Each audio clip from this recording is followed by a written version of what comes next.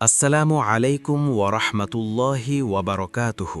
প্রিয় ভাই ও বোনেরা, জীবনের এমন কিছু সময় আসে যখন মানুষ নিজের ভেতরে ভেতরে ভেঙে পড়ে। চারপাশে সব ঠিকঠাক থাকলেও বুকের ভেতর এক অদ্ভুত চাপা কষ্ট কাজ করে। বিশেষ করে যখন টাকা পয়সা নিয়ে দুশ্চিন্তা শুরু হয়, তখন সেই কষ্টটা আরও গভীর হয়ে যায়। সংসারের খরচ, পরিবারের দায়িত্ব, ভবিষ্যতের চিন্তা সব মিলিয়ে অনেক সময় মনে হয় যেন পথটাই বন্ধ হয়ে যাচ্ছে।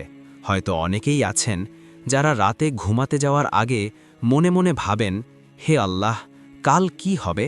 কেউ হয়তো ঋণের চিন্তায় আছেন, কেউ হয়তো কাজ খুঁজে পাচ্ছেন না, আবার কেউ হয়তো কষ্ট করে উপার্জন করলেও তাতে বরকত খুঁজে পান না।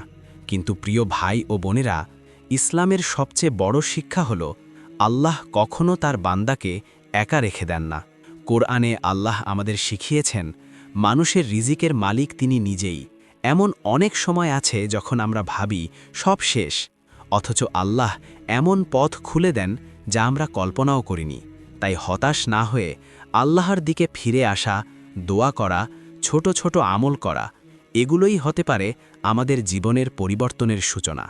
আজকের এই ভিডিওতে আমরা এমন একটি সুন্দর আমল ও কোরআনের শিক্ষা নিয়ে কথা বলবো যা মানুষের অন্তরে আশা জাগাতে পারে এবং আল্লাহর উপর ভরসা আরও মজবুত করতে পারে।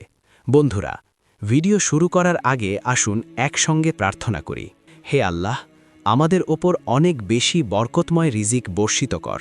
যারা সত্যিই বেশি বরকত, শান্তি ও হালাল রিজিক চান তারা কমেন্টে লিখুন আমিন। ভিডিওটিতে একটি লাইক দিতে ভুলবেন না।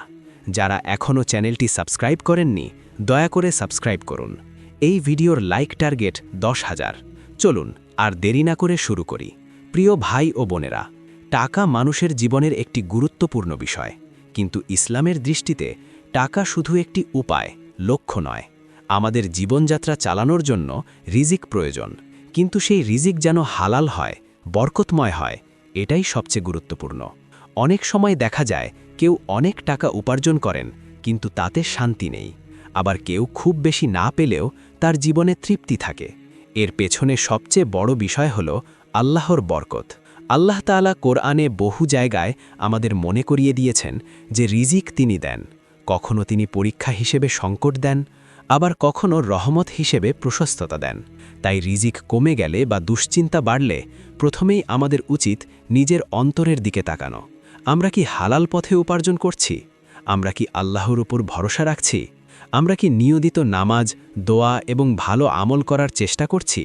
নবীজি সাল্লাল্লাহু আলাইহি ওয়াসাল্লাম আমাদের শিখিয়েছেন, যে ব্যক্তি আল্লাহর উপর সত্যিকারের ভরসা রাখে, আল্লাহ তাকে এমন জায়গা থেকে রিজিক দেন যেখান থেকে সে কল্পনাও করেনি। কিন্তু সেই ভরসা শুধু কথায় নয়, কাজে দেখাতে হয়।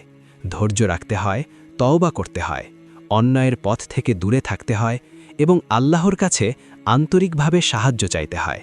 প্রিয় ভাই ও বোনেরা, অনেক সময় আমরা শুধু বড় বড় পরিবর্তনের কথা ভাবি, কিন্তু ইসলামে ছোট ছোট আমলেরও অনেক গুরুত্ব আছে। ছোট্ট একটি দোয়া, ছোট্ট একটি জিকির বা কুরআনের একটি ছোট্ট সূরা, এগুলো মানুষের অন্তরে এমন প্রশান্তি এনে দিতে পারে যা অনেক বড় সমস্যাকেও সহজ মনে করায়। এখন আমরা এমন একটি জিকির পড়ব যা মানুষের অন্তরকে আল্লাহর দিকে ফিরিয়ে আনে। এই জিকিরের মাধ্যমে মানুষ নিজের অক্ষমতা স্বীকার করে এবং আল্লাহর অসীম শক্তির ওপর ভরসা রাখে। যখন একজন মানুষ সত্যিকারভাবে এই ধরনের জিকির পড়ে, তখন তার অন্তরের ভয় ধীরে ধীরে কমতে শুরু করে। দুশ্চিন্তা একটু একটু করে দূরে সরে যায়, কারণ সে বুঝতে পারে যে তার সব সমস্যার সমাধান তার নিজের হাতে নয়, বরং আল্লাহর হাতে। এই ধরনের ছোট জিকির মানুষকে আল্লাহর স্মরণে রাখে। যখন মানুষ আল্লাহকে বেশি বেশি স্মরণ করে, তখন তার অন্তরে এক ধরনের প্রশান্তি জন্ম নেয়। কষ্ট থাকলেও সেই কষ্ট আর আগের মতো ভারী মনে হয় না। তাই নবীজি সাল্লাল্লাহু আলাইহি ওয়াসাল্লাম ছোট ছোট জিকির ও দোয়ার গুরুত্ব আমাদের বারবার শিখিয়েছেন। এই জিকিরটির নাম হল লা হাওলা ওয়ালা কুওয়াতা ইল্লা বিল্লাহ। চলুন আমার সাথে আপনারাও জিকিরটি পড়তে থাকুন। লা হাওলা ওয়ালা কুওয়াতা ইল্লা বিল্লাহ। আমার সাথে 3 বার পড়তে থাকুন। লা হাওলা ওয়ালা কুওয়াতা ইল্লা বিল্লাহ। লা হাওলা ওয়ালা কুওয়াতা ইল্লা বিল্লাহ। লা হাওলা ওয়ালা কুওয়াতা ইল্লা বিল্লাহ। প্রিয় ভাই ও বোনেরা, এই জিকিরটি খুব ছোট হলেও এর অর্থ খুব গভীর। এর মাধ্যমে মানুষ স্বীকার করে যে আল্লাহ ছাড়া কোনো শক্তি নেই, কোনো ক্ষমতা নেই। এই উপলব্ধি মানুষের অন্তরে নম্রতা আনে, অহংকার দূর করে এবং আল্লাহর ওপর নির্ভরশীলতা বাড়ায়। যখন একজন মানুষ এই ধরনের জিকির মন থেকে পড়ে, তখন সে ধীরে ধীরে বুঝতে শুরু করে যে তার জীবনের সব সমস্যার সমাধান আল্লাহর কাছেই রয়েছে।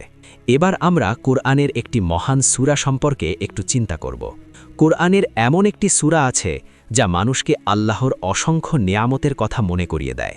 এই সূরা মানুষকে শেখায় আল্লাহ আমাদের কত কিছু দিয়েছেন, অথচ আমরা অনেক সময় তা ভুলে যাই। এই সূরার আয়াতগুলো মানুষকে মনে করিয়ে দেয় যে জীবনের প্রতিটি ভালো জিনিস, প্রতিটি সুযোগ, প্রতিটি রিজিক সবই আল্লাহর দান। এই সূরার একটি বিশেষ দিক হল এতে বারবার মানুষকে প্রশ্ন করা হয়েছে, তোমরা তোমাদের প্রতিপালকের কোন নিয়ামতকে অস্বীকার করবে? এই প্রশ্নটি মানুষকে গভীরভাবে ভাবতে বাধ্য করে, কারণ যখন মানুষ নিজের জীবনের দিকে তাকায় তখন সে বুঝতে পারে যে তার জীবনে এমন অনেক নিয়ামত আছে যা সে আগে হয়তো গুরুত্বই দেয়নি।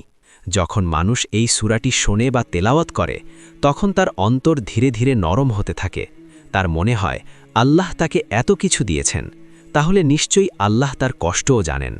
এই উপলব্ধি মানুষের অন্তরে আশা জাগায়। সে বুঝতে পারে আজ যদি কষ্ট থাকে, কাল আল্লাহ স্বস্তিও দিতে পারেন। এই সূরাটি আমাদের শেখায় কৃতজ্ঞতা, আর কৃতজ্ঞতা এমন একটি গুণ যা মানুষের জীবনে বরকত বাড়িয়ে দেয়। যখন মানুষ আল্লাহর দেওয়া নিয়ামতের জন্য কৃতজ্ঞ হয়, তখন আল্লাহ সেই নিয়ামত আরও বাড়িয়ে দেন। তাই টাকা বা রিজিকের দুশ্চিন্তায় থাকলেও আমাদের উচিত আল্লাহর প্রতি কৃতজ্ঞ থাকা এবং তার ওপর ভরসা রাখা। চলুন তাহলে আমরা সূরাটি শুনতে থাকি। আপনারাও ভিডিওটি 1 সেকেন্ডও স্কিপ না করে সূরাটি প্রথম থেকে শেষ পর্যন্ত মনোযোগ সহকারে শুনতে থাকুন। হৃদয় দিয়ে শুনুন, মনোযোগ দিয়ে শুনুন, আর কমেন্টে আমিন লিখে আমাদের জানিয়ে দিন। এর আগে ছোট্ট একটি অনুরোধ, যদি এখনও আমাদের চ্যানেলটি সাবস্ক্রাইব না করে থাকেন তাহলে দয়া করে সাবস্ক্রাইব করে নিন। ভিডিওটিতে একটি লাইক দিন এবং কমেন্টে আমিন লিখে আপনার দোয়ার কথা জানাতে পারেন। চলুন তাহলে আমরা সূরাটি শুনতে থাকি। বিসমিল্লাহির রহমানির রহিম। আর রহমান আল্লামাল কুরআন খলাকাল ইনসান আল্লামাহুল বায়ান।